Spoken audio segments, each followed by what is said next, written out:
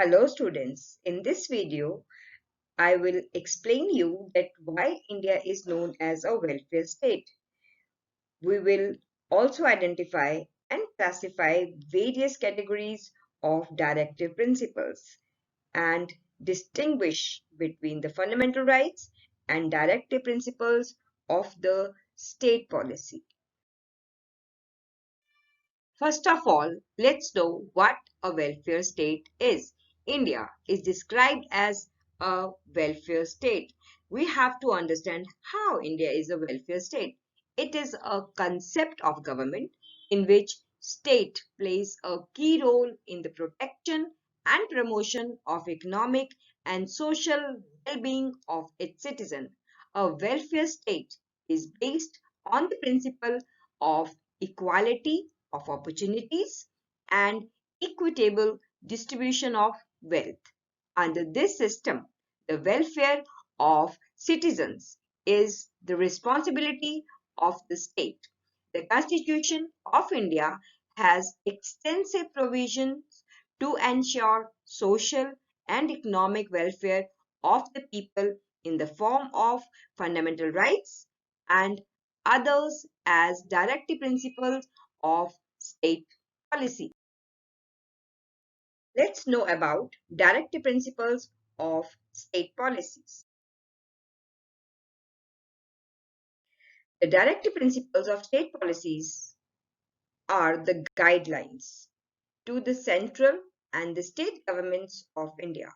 The governments must keep these principles in mind while framing laws and policies.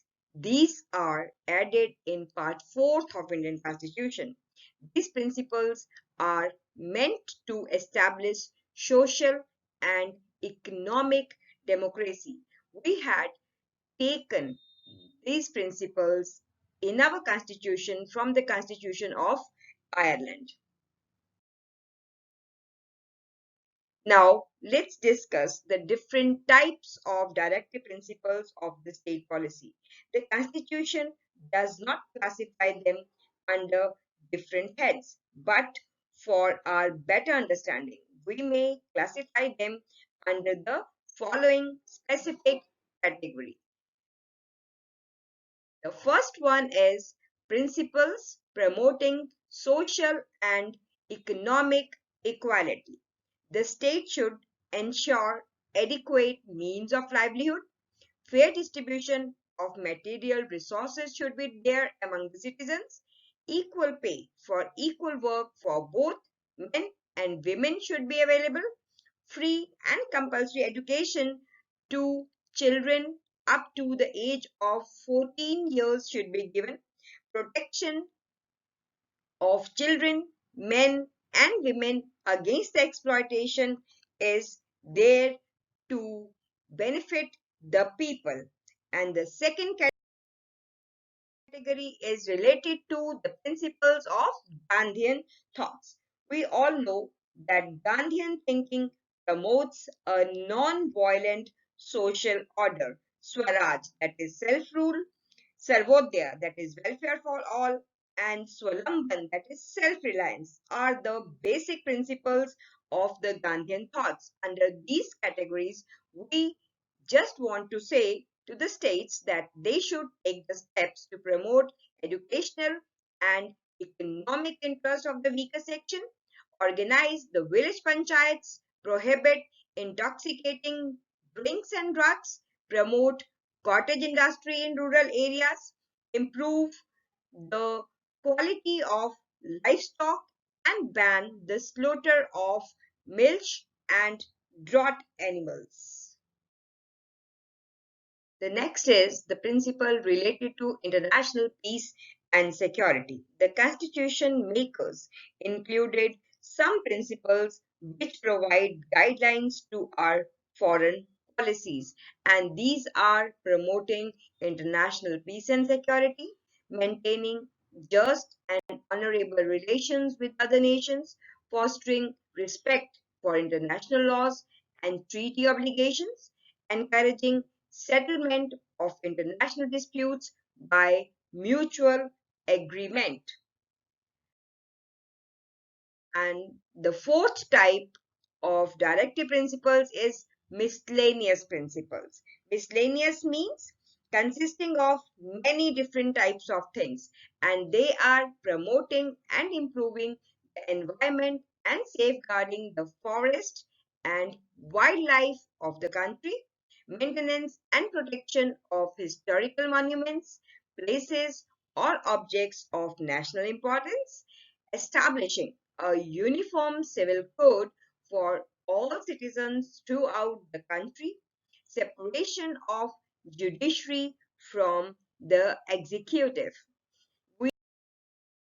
We had already discussed that fundamental rights and directive principles of state policies are given in the Constitution for the welfare of Indian citizens. So let's compare fundamental rights and directive principles of the state policies.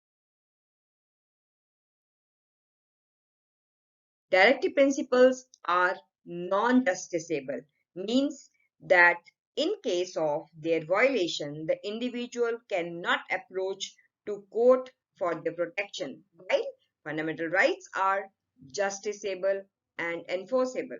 Principles are only guidelines or instructions, or we can say the directions for the states to frame policies and to implement them as a step toward realizing the goals of welfare state, whereas fundamental rights have been ensured by the Constitution, and state is bound to protect the rights of all the citizens. The fundamental rights act as a guarantee that all Indian citizens can enjoy civil liberties and basic rights, whereas directive principles give the people of India social and economic rights. And most importantly, fundamental rights are important than directive principles because they are a step ahead. How can we say so? Directive principles are included in part 4th and fundamental rights are in part 3rd of Indian Constitution. So we don't want to say that the directive principles are not at all important. Directive principles are different from fundamental rights, but both are complementary to each other. So student, I hope that now you will be able to answer the questions whichsoever come in your exam related to DPSP. Thank you.